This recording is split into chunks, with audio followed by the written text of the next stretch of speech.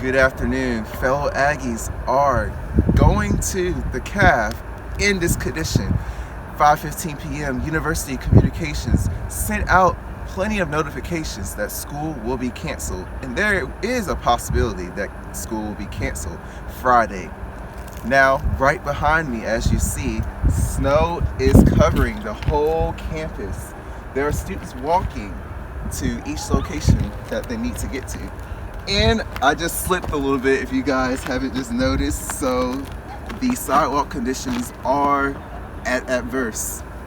Now, I'm going to report to Sage Wallace-Williams for more details. So, like you were saying, it has definitely been a heavy snowfall. In total, snowfall has fell at a total of 8 inches. Right behind me, students and myself are risking our lives to enter Williams Dining Hall. I'm see if I can catch up with a couple students and figure their reactions about the snowstorm. Many students, like Jaimin Gordon, are excited about class cancellations. Actually, yeah, I was just waiting for it, so I'm kind of glad it's here now. Other students did not let the weather affect their school entertainment. Getting ready for the game in about, a half hour?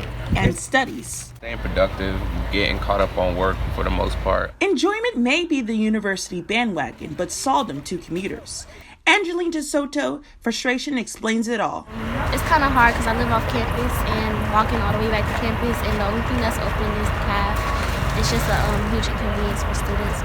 Reporting to you, Sage Wallace-Williams, Aggie News and Views. According to Aggies Alert at 6:18 p.m., the university will be on a Condition 2 suspended operations.